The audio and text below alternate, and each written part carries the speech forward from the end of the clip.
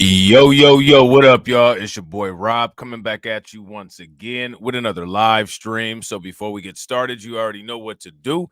If you're not subscribed to the channel, make sure you hit the bell icon twice. Smash the like button, share this video out to all of your followers, and let's get it cracking. All right. So shout out to everybody that's in the room. Hopefully you guys are having a great evening. If you guys can hear me okay, please give me a thumbs up. If you guys cannot hear me, give me a thumbs down, and I will try to work on everything. While you guys are doing that, I'm going to shout out everybody who is in the building early, all right? We got Vovo to Love in the house. We got Miss Nisi. We got Shamika Gray. We got Katsy. We got Brooklyn Queen. Shout out to you all right? Hopefully you guys are doing good. Yeah, shout out to Betterworth. Yeah, not evening. What is it, afternoon?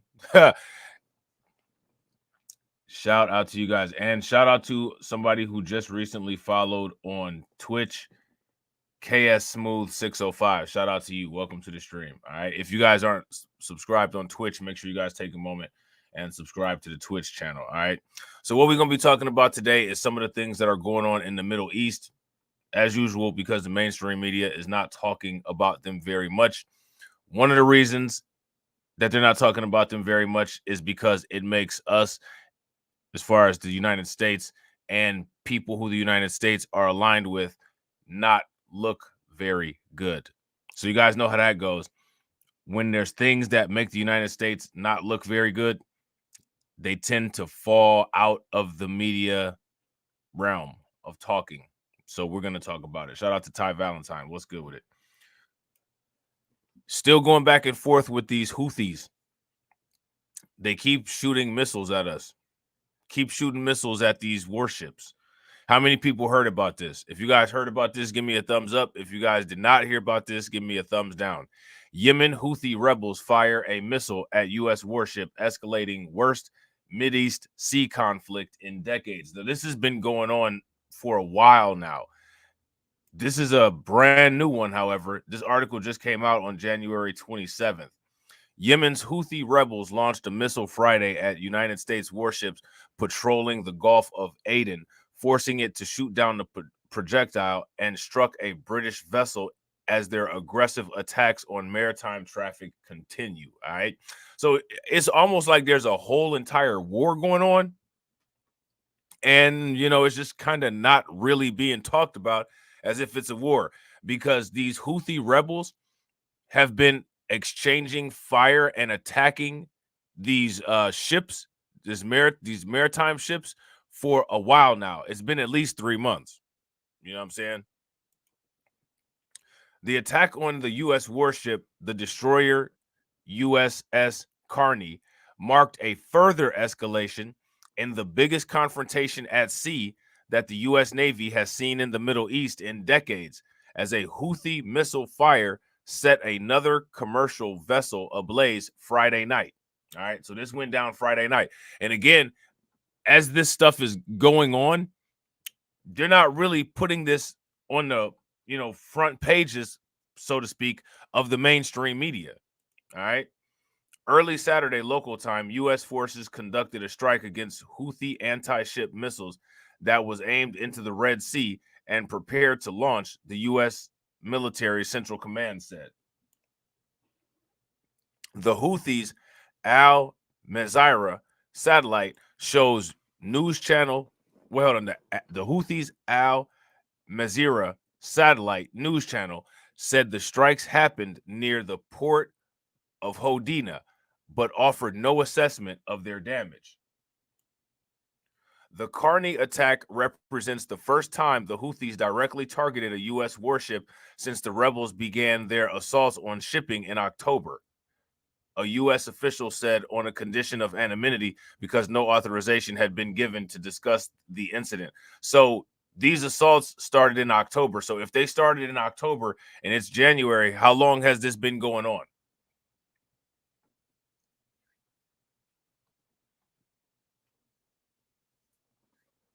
That's big facts, Cassie. Trump's drama draws a lot more views. Big facts. Shout out to DC Precise. DC Precise says they'll wait until everything goes up in cost 5 times before the lamestream talks about it. Facts. And when they do decide to discuss it, they'll discuss it in a way where they make it seem like they have no idea why anything is going up in price. You know what I mean? Later Friday, the British military's United Kingdom Maritime Operations, which oversees Mideast waterways, acknowledged a vessel had been struck by a missile and was on fire in the Gulf of Aden. Houthi military spokesperson General Yahya Saree did not acknowledge the Karni attack, but claimed the missile attack on the commercial vessel that set it ablaze. He identified the vessel as the Marshall Islands flagged tanker Marlin Luanda. Central Command late Friday confirmed that Marlin Luanda was struck by a single anti-ship ballistic missile fired from Houthi-controlled Yemen. The Karni and other coalition ships responded and were rendering assistance toward the stricken ship. Central Command said no injuries were reported. The Houthis, look at this, because remember, they were attacking Israeli ships. Do you guys remember that? If you guys remember when they were attacking Israeli ships, give me a thumbs up. If you guys don't remember when they were attacking Israeli ships, give me a thumbs down. All right. Shout out to DeAndre. What's good with it? The Houthis now direct attacks on U.S. warships are the most aggressive escalation of its campaign in the Red Sea since the Israel-Hamas war broke out. Okay. And we talked about that when that first happened. The U.S. has tried to temper its descriptions of Houthi strikes and said it is difficult to determine exactly what exactly the Houthis are trying to hit, in part, try to prevent the conflict from becoming a wider regional war. The U.S. and allies had also held off for weeks on striking Houthi weapon sites in Yemen, but they are now taking regular action, often destroying launch sites that are armed but have not fired and are deemed an imminent threat. Okay? Despite Karni being directly targeted, Central Command said the Houthis fired towards the Karni. The Karni shot down the anti-ship ballistic missile, it said.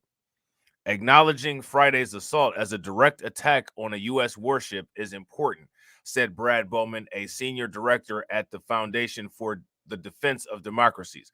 They're now calling a spade and saying that, yeah, they're trying to attack our forces. They're trying to kill us, he said. Tampering the language and response, while aimed at preventing a wider war, has had the opposite effect of further emboldening the Houthis, Bowman said. Now, here, would you guys agree with that? I would actually agree with that. And the reason why I would agree with that is because if you guys recall, they were first hitting commercial ships. Now what's going on is that they're hitting actual U.S. Navy military ships. You know what I'm saying? Shout out to CyberDean100. What's good with it, bro? Real quick, ladies and gentlemen, please make sure you guys show CyberDean some love. Throw some radiation emoji in the chat and some flames with the 1999 super sticker. Definitely appreciate it. Make sure you guys show him some love. All right. Also, ladies and gentlemen, if you guys have not smashed the like button, please take a moment, smash the like button. We got 25 people watching and we got 26 likes. If we could get that to 40, that'd be great. And also, if you guys have not shared the stream to your social media, please take a moment, share the stream to your social media. All right.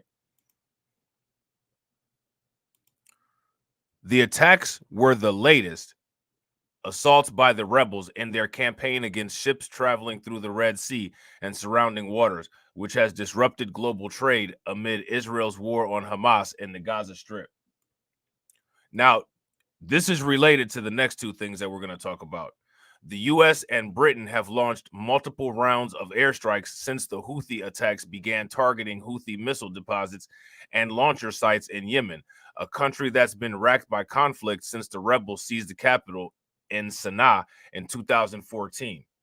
Since November, the rebels have repeatedly targeted ships in the Red Sea, saying they were avenging Israel's offensive against Gaza, but they have frequently targeted vessels with tenuous or no clear links to Israel, imperiling shipping in a key route for global trade between Asia, Mideast, and Europe. Now, here's my thing. If they're impending the global trade routes for Asia, Mideast, and Europe, you would think that you would hear other places complaining about it, but you don't really hear anybody complaining about it or anybody talking about it except for when the United States mainstream media decides to say it's one or two things about it. Since the airstrike campaign began, the rebels now say they'll target American and British ships as well. So now what's going on is they don't even care. They're just coming outright with it and saying, we're going to target American ships and we don't care. Shout out to PD that remains. What's good with it, bro? They're directly saying we're just going to go after American ships. On Wednesday, 2 American flagged ships carrying cargo for the U.S. Defense and State Departments came under attack by the Houthis, forcing and escorting U.S. Navy warship to shoot some of the projectiles down. The U.S. Navy's top Mideast commander told the Associated Press on Monday that the Houthis' attack were the worst since the so-called tanker war of the 1980s. It's culminated in a one-day naval battle between Washington and Tehran, and also saw the U.S. Navy accidentally shoot down an Iranian passenger jet, killing 290 people in 1988. All right, so it's getting pretty bad over there. You know what I'm saying? It's almost getting to the point where this could be called a maritime war. And again, you know, not really too much mention of it in the mainstream media. All right. So what else we got going on is that there's been some interesting rulings when it comes to Israel and Palestine, or Israel and Hamas. You know what I'm saying? We're going to check some of this stuff out real quick. The ICJ ruling puts Israel on the clock and raises the heat on Biden. So shout out to Jesse. What's good with it? Shout out to the answer. So being that a lot of this stuff is linked to Biden, all of this stuff going on, the border crisis, all of these little proxy wars going on in the Mideast, the conditions that exist between the United States and Russia. My question for everybody is, do you all think that all of this stuff going on right now is making it easier for Joe Biden to be reelected, or is it making it more difficult for Joe Biden to be reelected? Let me know what you guys think. All right. So also, how many people know about the ICJ ruling on Israel? If you guys know about the ICJ ruling on Israel, let me know what you guys know, and let me know what you guys think about it in the comment section. All right. The International Court of Justice on Friday ruled that Israel must do more to protect civilians in the Gaza Strip amid its war on Hamas, and gave Prime Minister Netanyahu's government 1 month to report back with a plan. So what does that mean? What does that mean? I'm actually shocked, right? But this doesn't really mean anything, because I just have this feeling that Israel is more than likely not going to honor this. I believe that what we're going to see is Israel is more than likely going to continue the way that things have been going. If you guys agree, give me a thumbs up. If you guys disagree, give me a thumbs down.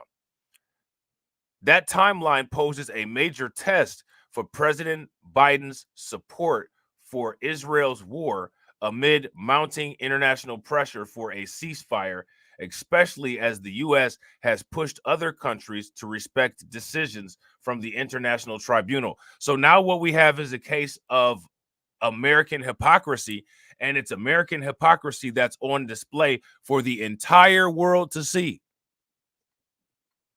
The United States has weaponized this International Court of Justice to try to push other people in one or the other direction. And what we got going on now is that the court has ruled against the favor of an American ally. Yet and still, America's not really trying to push them in the other direction and initiating a ceasefire. So now let me ask you guys this question. Why do you guys think that is? And shout out to KS Smooth. What's good with it? KS Smooth says, what up, Rob? This is Kevin Smith. I have a different name on Twitch. Okay. All right. That's what's up, bro. Yo, and also, guys, if you're not subscribed on Twitch, make sure you guys, if you have a Twitch account, make sure you guys go over to Twitch and follow me over there. All right. So now here it says the U.S. will find it hard to accept non-compliance by Israel because the U.S. judge joined what was essentially a conscious decision, and because the U.S. has so strongly supported the court's provisional orders in Ukraine, Myanmar, and Syria. Stephen Rapp, who served as the U.S. ambassador at large for war crime issues during the Obama administration, wrote in an email to The Hill, Israel has taken this case very seriously because the court orders do have real impact. All of the other major allies of the U.S. will expect Israel to comply. So if it defies orders, the Israeli government may find itself treated as a pariah. All right. Now, here's my question. Do you guys think that that government cares how it's treated?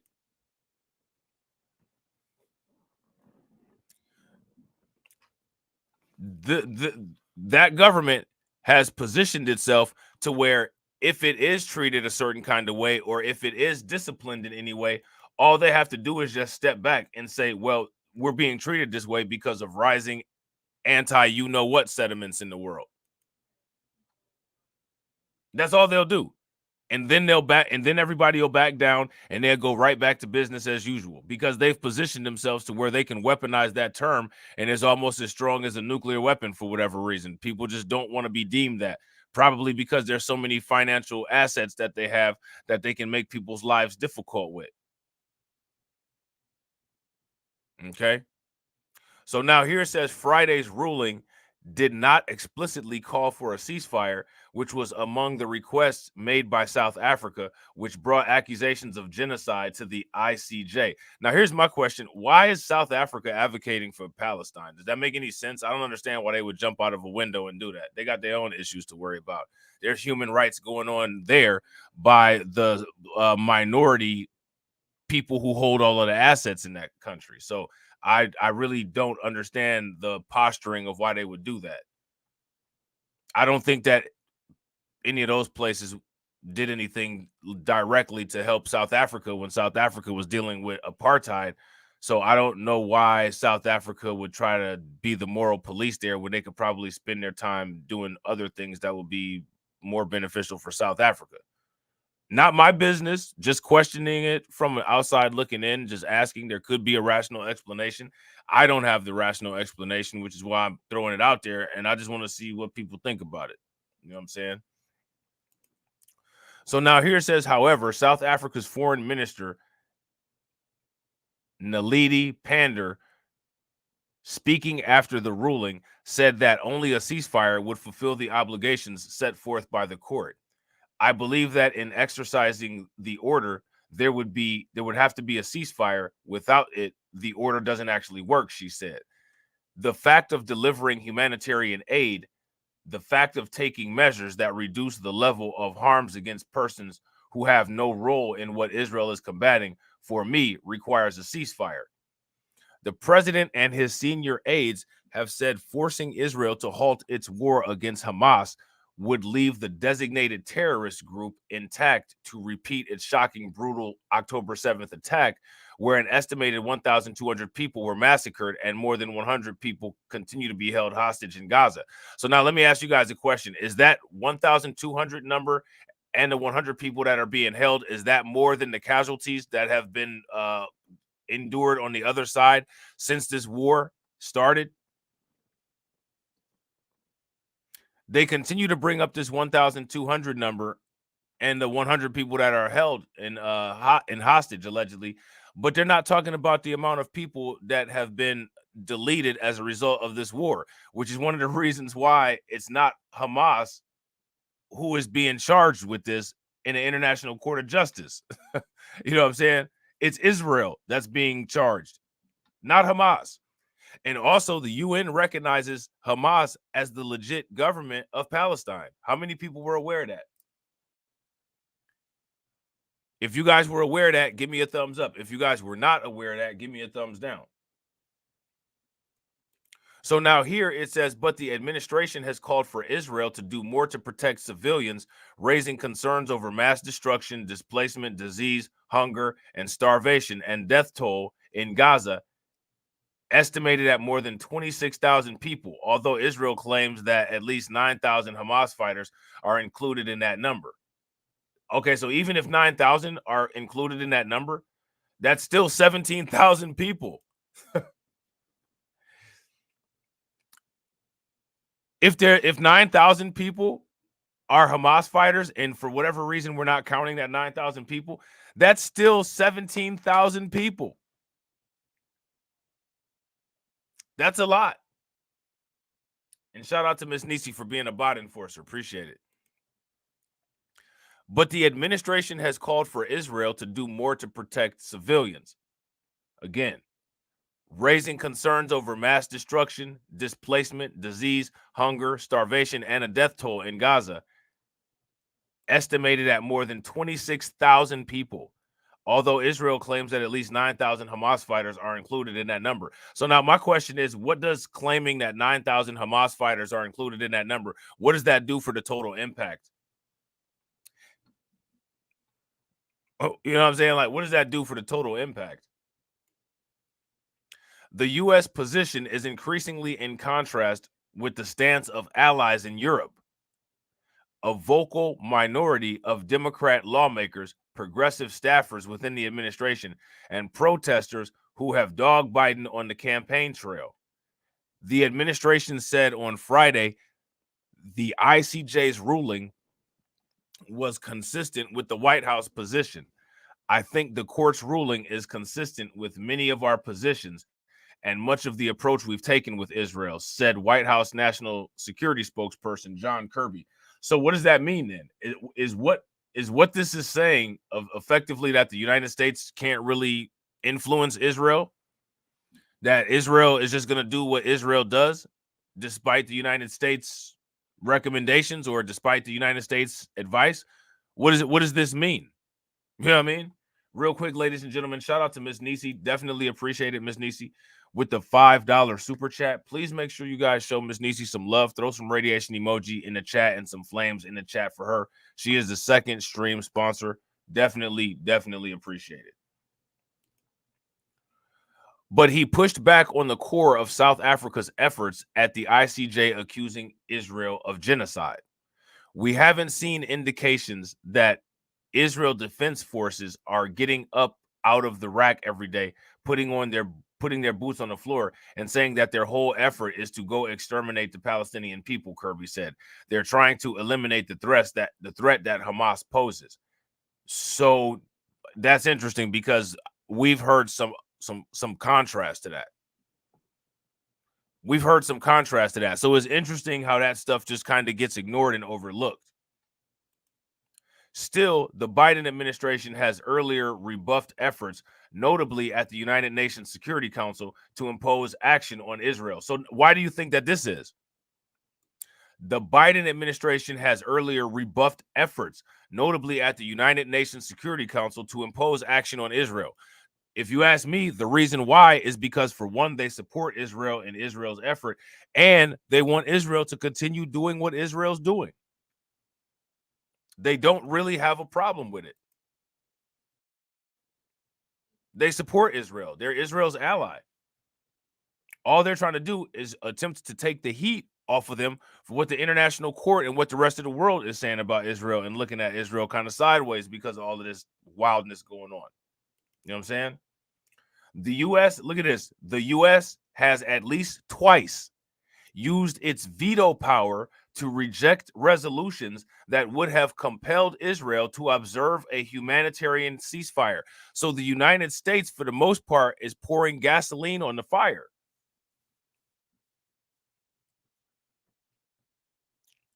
Now, my question for you guys is, what is in it for the United States that they would have a vested interest in pouring gasoline on the fire? Why do they want to pour gasoline on the fire? Just like Ukraine. Fact. Shout out to DC Precise. Just like Ukraine. Make this make sense. Real quick, ladies and gentlemen, shout out to everybody that's watching. We got 33 people watching and we got 36 likes. If everybody can bang on that like button and get us to 50, that'd be great. So now here it says the U.S. says Israel has a right to self-defense and argues against a general ceasefire that would allow Hamas to reconstitute itself. But the White House has advocated for what it calls, quote unquote, humanitarian pauses to allow for the scaling up of assistance to civilians in Gaza as part of efforts to recover hostages. Now, let me ask you guys this question. Is the Hamas government hostile to the Palestinian people in the Gaza Strip? That's my question for you guys. So my question is, if the Hamas is the government that's accepted and chosen by the people, is blatantly attempting to remove that government, is that ethical under international standards?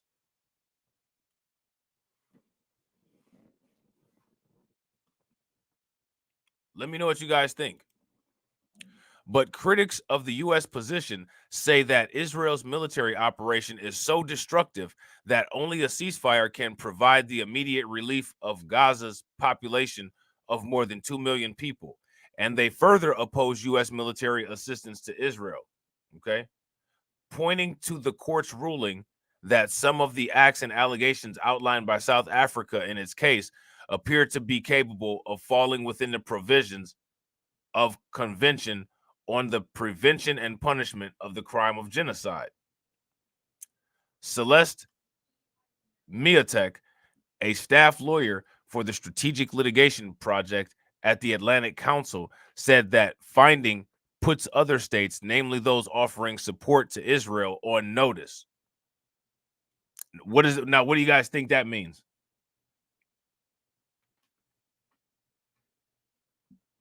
What do you think that means?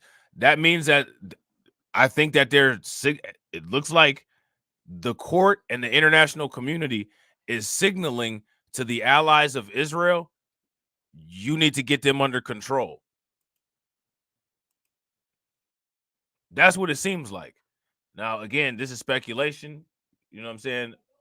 I don't know if, I could be misinterpreting things, but what it seems like is they're telling them, get your attack dog under control. Nadia Dar, Chief Strategy and Impact Officer at Amnesty International USA, said the ruling should be a wake-up call to the Biden administration to stop sending weapons to Israel or risk complicity. Now, I would also think that them vetoing the ceasefire measures would also constitute as complicity. If you guys agree that vetoing the ceasefire resolutions is also complicity, give me a thumbs up. If you guys disagree, give me a thumbs down.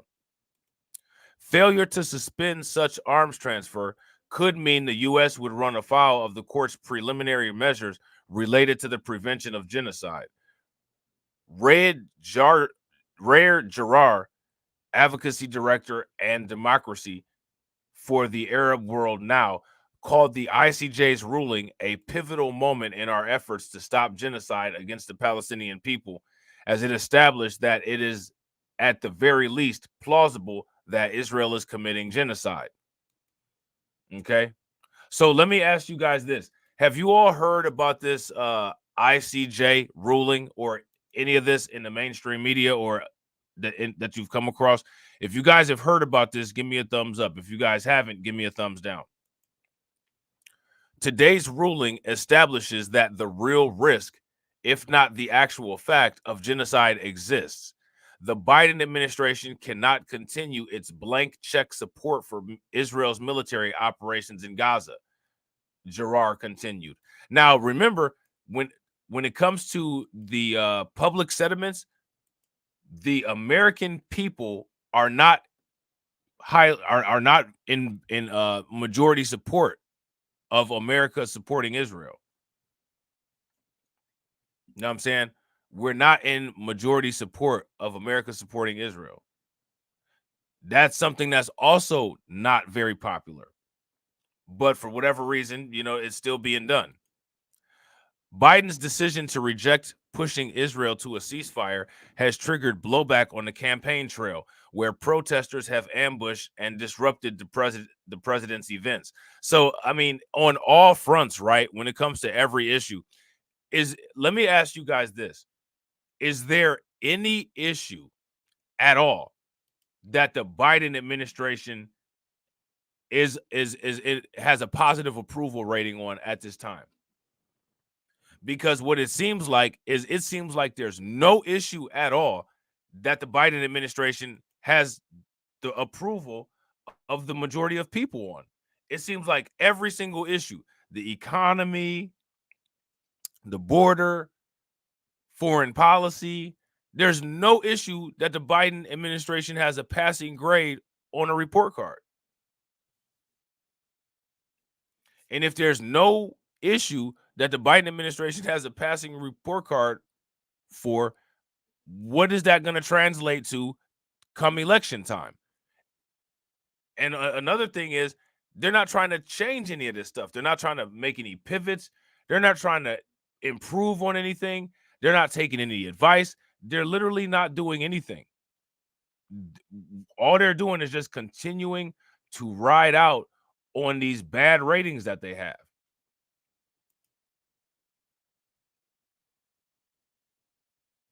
And it's weird.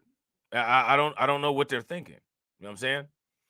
So now here it says Abdullah H. Hamad, the mayor of Dearborn, Michigan, who represents a significant block of Arab and Democrat voters, said he rejected a meeting. Look at this.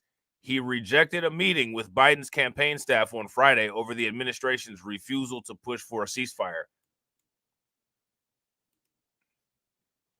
So again, what this is doing is this is creating yet another block of voters that's peeling away from the Biden administration.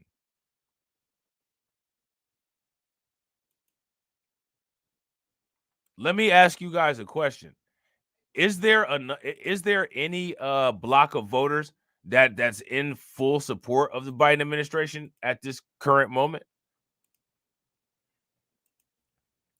So now here it says our immediate demand is crystal clear. The Biden administration must call for a permanent ceasefire to a genocide in its defending and our funding with tax dollars. Dearborn residents have tirelessly protested and organized a demand of a ceasefire. As their mayor, I will follow their lead, he wrote on X, formerly Twitter. And in the administration, an anonymous group of staffers have staked out a position supporting a ceasefire and working to effect change inside the White House as opposed to resigning the post. President Biden said he would bring humanity to foreign policy, yet over 25,000 people have been killed in Gaza, most of them women and children, the staffers wrote in a statement on Thursday. So again, this is a voter block that is now gone. You know what I'm saying? Biden is just losing voter blocks after voter block after voter block. And he's not losing subsections of voter blocks. He's losing entire blocks. Actual just bleeding support. You know what I'm saying? So now here it says there is no justification for this level of destruction, this level of terror. We unequivocally call you to demand a ceasefire. We call on you to end our complicity in this brutality. While the majority of Congress is opposed to forcing Israel into a ceasefire, House and Senate Democrats have raised concerns over Israel's conduct of the war, ranging from calls for a general ceasefire to increased oversight on U.S. military assistance and sales to Israel. Senator Tim Kaine is lobbying senators to join his bill that would strengthen congressional oversight of U.S. arms sales to foreign militaries, a response to the Biden administration twice bypassing Congress for arms sales to Israel in the wake of October 7th. Now, let me ask you guys this question. How many of you were aware that the Biden administration passed over Congress twice to sell arms to Israel in the wake of October 7th? Did you guys know that? They just bypassed Congress, didn't get Congress's approval, just went on and did it on their own. If you guys were aware that that happened, give me a thumbs up. If you guys weren't aware that that happened, give me a thumbs down. A total of 22 Senate Democrats have signed onto the amendment, which Kaine is looking to attach to Biden's national security supplemental request, which includes about $15 billion in aid for Israel. Support is growing for the common sense proposition that Congress needs to be notified when the administration is transferring military aid to any nation, Kaine said in the statement. The American people and their representatives in Congress deserve transparency on these important matters. No president of any party should bypass Congress on issues of war, peace, and diplomacy. So we got to ask, if that's the case, why is the Biden administration routinely doing that? Why are they doing that? How is that okay? Does that make any sense? Now, let me ask you guys a question. If they'll bypass Congress, what's the chances that they'll bypass taxpayers? What's the chances that they'll bypass voters? What do you guys think?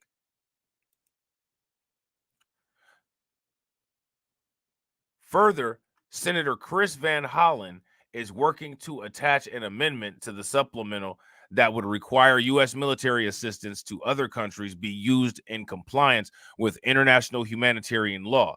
The measure has 18 supporters as of January 19th.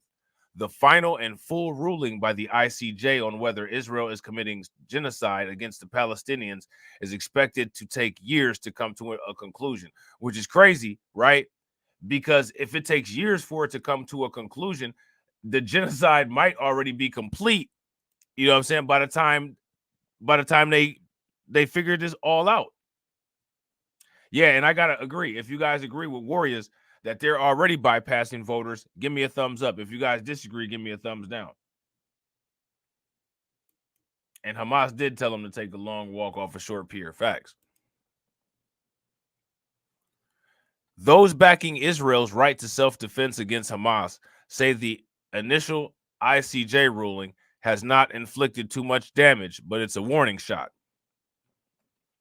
Thankfully, Israel avoided worse ICJ verdicts in libelous genocide case, but should not celebrate this as vindication. Robert Satloff, executive director of the Washington Institute for Near East Policy, wrote on X. Depth of concern at non-combatant fatalities, humanitarian situation, even among friends, is real and will have political implications. All right. So, yeah, man, that's going on. You know what I'm saying? Israel kind of got a little wake-up call from the international community. You know what I'm saying? Because the international community is not real happy at what's going on over there. And probably one of the reasons why they're not happy is because if you're in the international community and you're looking at this, you know that it could possibly be a matter of time before the United States and their allies attempt to do something like this to you. You know what I'm saying? And so they want to try to break up some of this nonsense and some of this influence. You know what I'm saying? Shout out to Val Williams. What's good with it, Val? So now here it says top UN court orders Israel to prevent genocide in Gaza, but stops short of ordering a ceasefire. And remember, when it comes to the ceasefire, the United States has consistently vetoed efforts to try to get Israel to do a ceasefire. You know what I mean? Which means that, again, the United States, for whatever reason, has some type of investment in this. You know what I'm saying? The United Nations top court on Friday ordered Israel to do all it can to prevent death, destruction, and any acts of genocide in Gaza, but the panel stopped short. Okay? The panel stopped short of ordering an end to the military offensive that has laid waste to the Palestinian enclave. So now, what my question is, what's the point?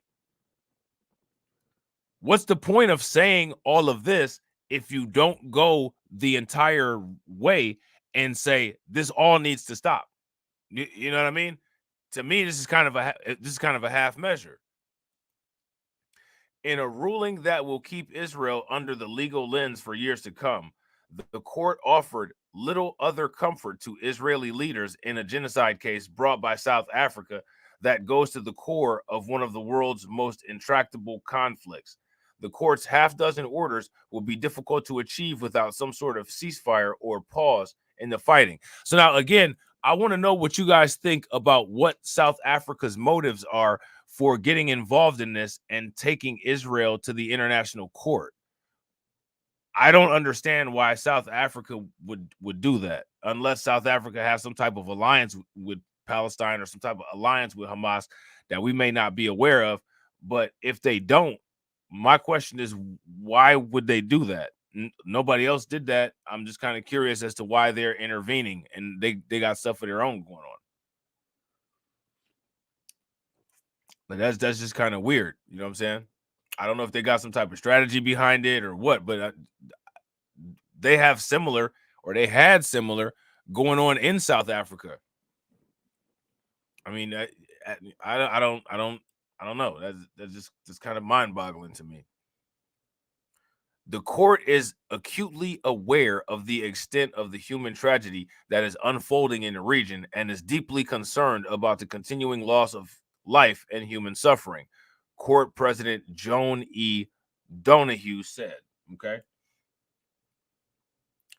The ruling amounted to an overwhelming rebuke of Israel's wartime conduct and added to mounting international pressure to halt the nearly 4-month-old offensive that has deleted more than 26,000 Palestinians, decimated vast swaths of Gaza, and driven nearly 85% of its 2.3 million people from their homes. To me, these numbers that it just listed, this entire paragraph, to me, this right here, for the most part, explains a genocide. You know what I'm saying? What else do you need to do beyond what's stated in this paragraph? You know what I mean? Because this is a lot. This is a lot. Allowing the accusations to stand stung the government of Israel, which was founded as a J state after the German World War II issue of 6 million J's during World War. So you guys know I'm not saying all of that stuff because, you know, people are hypersensitive to that and want to force their history onto everybody else as if it's ours. And if we don't recite it 100% perfect, they're going crazy, flipping out, spinning, trying to make sure that your kids never go to college and taking down your platform so you don't get talked about. Simple as that. You know what I'm saying? So now here it says Israeli Prime Minister Benjamin Netanyahu said the fact that the court was willing to discuss genocide charges was a mark of shame that will not be erased for generations. He then vowed to press ahead with the war. And now who he's saying the mark of shame on is the mark of shame is on the international court, because he just believes that they should be able to do whatever they want to because they're so used to doing whatever they want to. It's wild. The power of the ruling was magnified by its timing, coming on the eve of International Event H Remembrance Day. Later Friday, UN Secretary General Antonio Guterres stressed that the top court's rulings are legally binding and trusts that Israel will comply with its orders, including to take all measures within its power to prevent acts that would bring about the destruction of the Palestinian people. Well, let's go back here, right? I think they've been systematically destroying them for a while now. You know what I'm saying? But if we just go back to this paragraph here, it says 85% of the 2.3 million people have been driven from their homes. It sounds to me like they're already destroyed. I mean, this is all a little bit too late. This doesn't sound like they're doing well. It doesn't sound like they're thriving and surviving over there. If 85, let me ask you guys a question. If 85% of the people have been driven from their home, and for the most part, infrastructure has been destroyed to the point to where most of the country is not livable, what would you all consider that? What would you all say that is? What's the reality that's going on over there? Those truly needing to stand trial are those that deleted and kidnapped children, women, and elderly. Former Israeli Defense Minister Benny Gantz said, referring to Hamas militants who stormed through Israeli communications on Israeli communities on October 7th in the attack that set off the war. The assault deleted some 1,200 people and resulted in another 250 being kidnapped. All right. So now, according to these people, The only ones that need to stand trial are the ones who are responsible for this 1,200 people. Now, mind you, right? They feel that these people need to stand trial, and they deleted 1,200 people, right? They have deleted 26,000 Palestinians. So what this shows is that these people believe that their value is the value of their lives is far more valuable than the value of the life of the people in the Gaza Strip that they've deleted. That's what that clearly says. If you guys agree, give me a thumbs up. If you guys disagree, give me a thumbs down. Yeah, I gotta agree. DeAndre. DeAndre said, what would America look like if 85% of the population was gone? I'm sure it would look dystopian. Yeah, it would look like The Walking Dead. It would look like one of those zombie apocalypse movies or one of those post-nuclear war movies. You know what I mean? So it's just interesting, the games that the United States plays. They play the same games on a global stage that they play when it comes to just dealing with things here. Just, you know what I'm saying? Pathetic, unaccountable, cowardly, double talk, you know.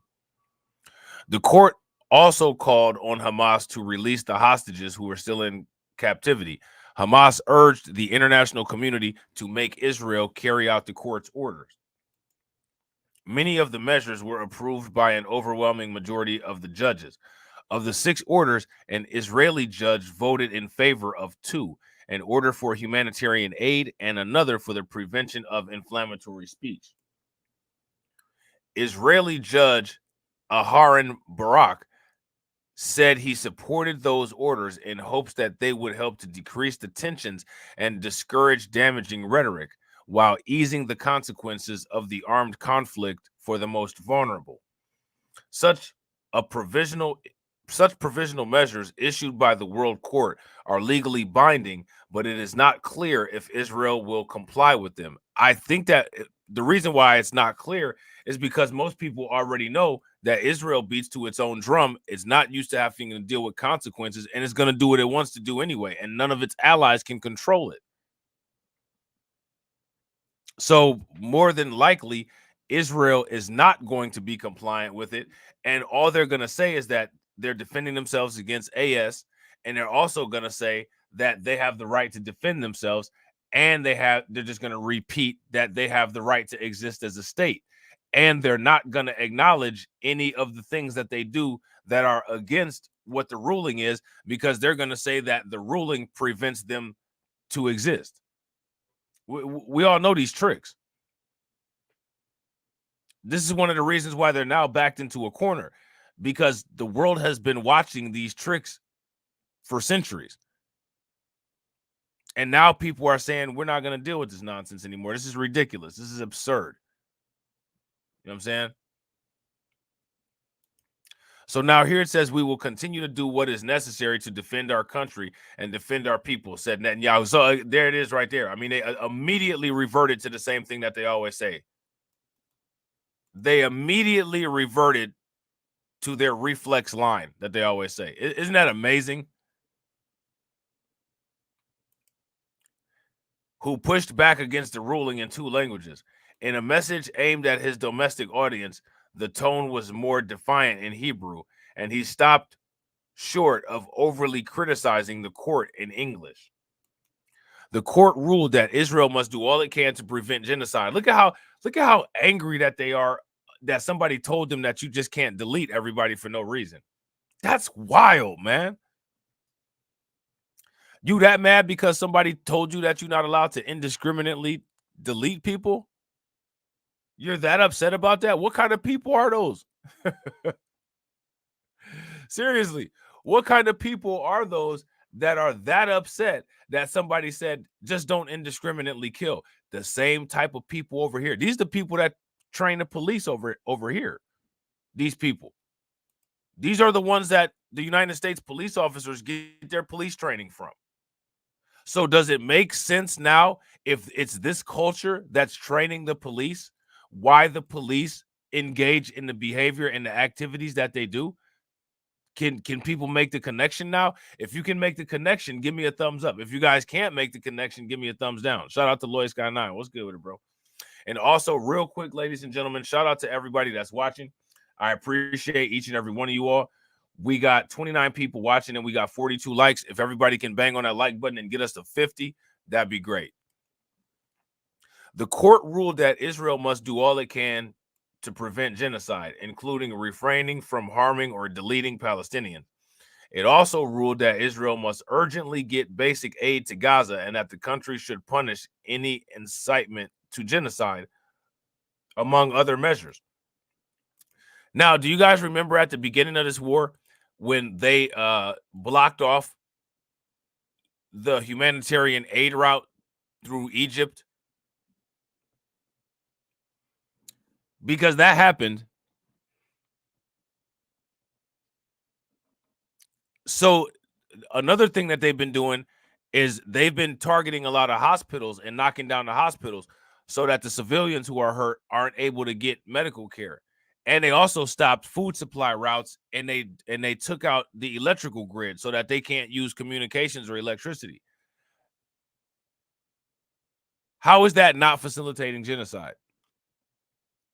I'm just curious. You know what I'm saying? And our government, the country that we live in, backs this. They support this. When the rest of the international community is trying to get this to stop, our government, run by Joe Biden, is getting in the way and saying this needs to continue. I just want to know how people feel about that. How do people feel about living in a country that's involved with that? It doesn't make me comfortable. You know what I'm saying? Doesn't make me feel safe, because at the end of the day, at some point, all of these countries that the United States has done this to over all these years, they're going to team up. They're going to get wise. They're going to team up.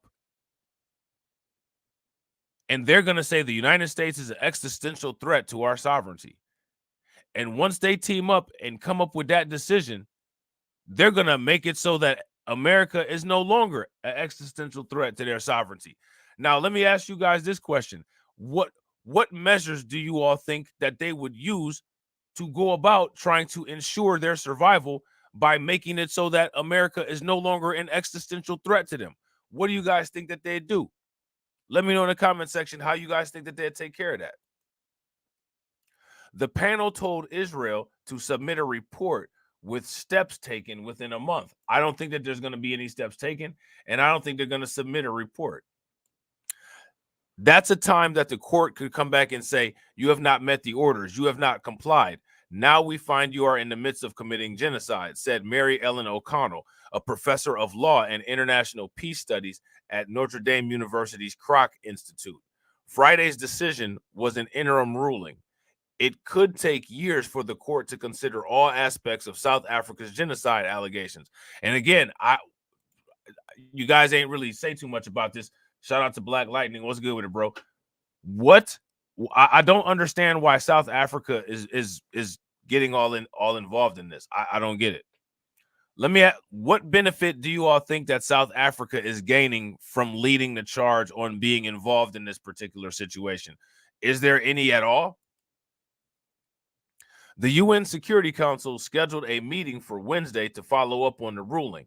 In Israel, commentators said the decision not to order a ceasefire was received with some relief, since it helped Israel avoid a collision with a top UN body.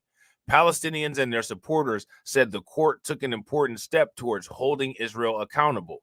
The Foreign Ministry of internationally backed Palestinian self-rule government in the West Bank said the ruling should serve as a wake-up call for Israel and actors who enabled its entrenched impunity, an apparent reference to the United States, Israel's chief ally. Now, let me ask you guys this question here. The assessment of calling the United States an actor who entrenched Israel's impunity, is that accurate?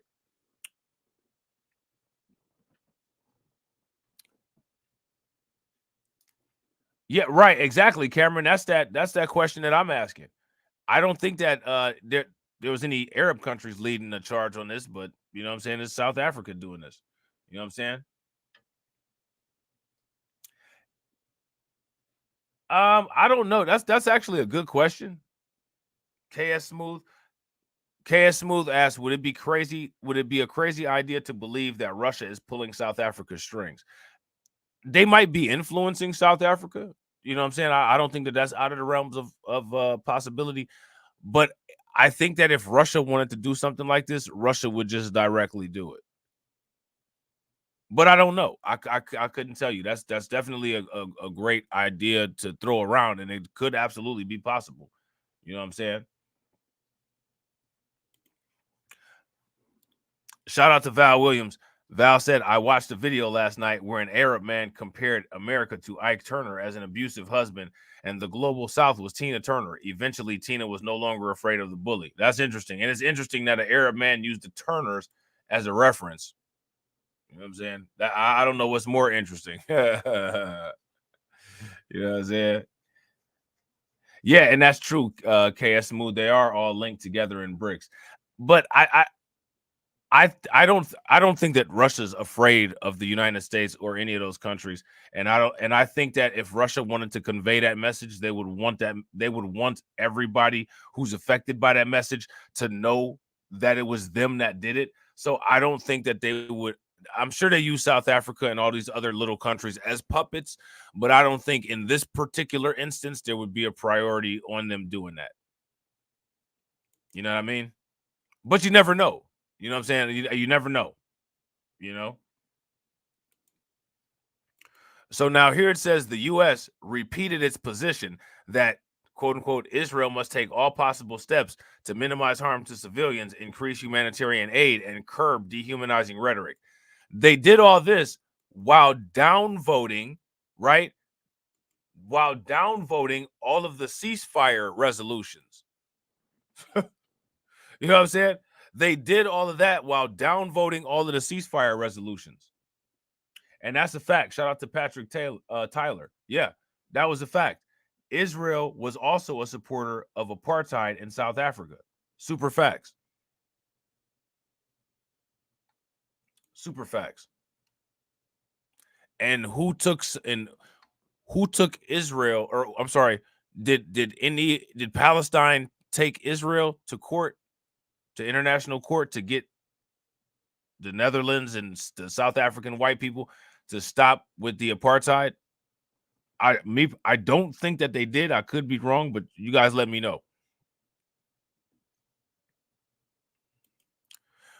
We continue to believe that allegations of genocide are unfounded, the State Department said in a statement. The South African government said the ruling determined that Israel's actions in Gaza are plausibly genocidal. There is no credible basis for Israel to continue to claim that its military actions are in full compliance with international law, the government said in a statement. Israel often boycotts, look at this, Israel often boycotts international tribunals and UN investigations, saying that they are unfair and biased, which they're just boycotting them so that they can maintain their privacy and so that they can kind of operate outside of the regulations of that. Because one would say that one would say that it's unfair and biased that Israel kind of, they do a lot of things that a lot of other countries don't get away with. One would say that that's unfair and biased. So which unfair and biased matters more? Which unfair and biased bears more weight? You know what I'm saying? That's the question, right? Which unfair and biased is the most important? But this time it took the rare step of sending a high-level legal team, a sign of how seriously it regards the case. And the reason why they sent a high-level legal team is because they know they're not really doing the popular thing here. They know that there's a lot of people that are not feeling what's going on. And as a result of how the public sentiment is on this, they want to send this top legal team in to protect themselves because they're out here looking bad. You know what I'm saying? The health ministry in Gaza, in Hamas-run Gaza, does not differentiate between combatants and civilians in its death toll. but the agency has said that about 2/3 of those deleted have been women and children. Israeli military claims that at least 9,000 of the more than 26,000 dead were Hamas militants. So again, like we said in the last article, even if 9,000 had been deleted, that still means that 17,000 were civilians. 17,000 civilians getting deleted is wild. And not to mention, that doesn't count all of those people who evacuated their homes. It said that 85% of their people are displaced. That's a lot of people being displaced. Are those all people who are directly involved in military action? That's a lot of people, man. You know what I'm saying? It's wild. UN officials have expressed fears that even more people could die from disease and malnutrition, with 1/4 of the Gaza population facing starvation. Now, let me ask you guys this. Are they facing starvation as a result of the military action against them? Because if they're facing starvation as a result of the military action against them, my question for you guys, quote unquote, is what does that constitute as? What does that constitute as? UN officials have expressed fear that even more people could die from disease and malnutrition. Now, remember, they cut off food supply, right? And they also cut off the electricity. Yuval Shany, a law professor at Hebrew University and senior fellow at the Israel Democracy Institute, said the court's decision was, quote unquote, not as bad as Israel feared it would be. So now, if Israel feared that the court's decision would be worse than what it was, what does that tell you?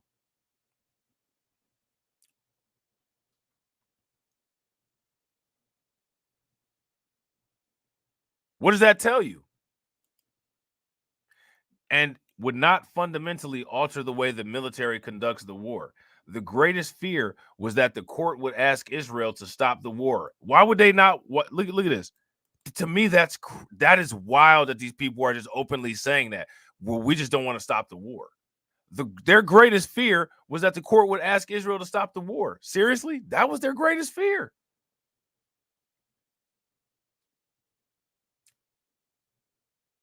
That is wild.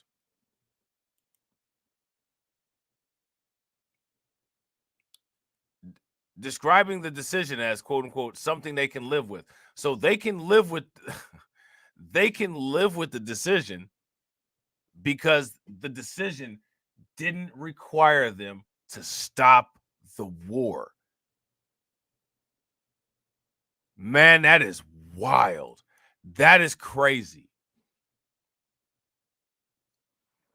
Yeah, I gotta agree. If you guys agree with Patrick, give me a thumbs up. If you guys disagree with Patrick, give me a thumbs down. Patrick says the court is a sham. What was the point of going to court if the court didn't order them to stop the war? Facts. And how does the court help anything if it's going to take them years to figure out whether a genocide is taking place or not? How does that benefit anybody? How does that help? What this is an illusion.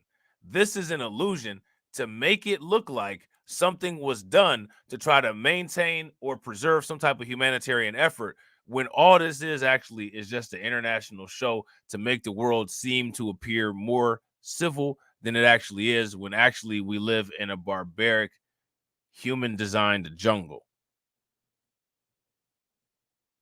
That's it. That's all. You know what I'm saying? So what I need you guys to do is I need you guys to let me know what you think about this in the comment section. If you guys haven't smashed the like button yet, everybody take a moment, smash that like button. If you guys haven't hit the bell, make sure you guys hit the bell.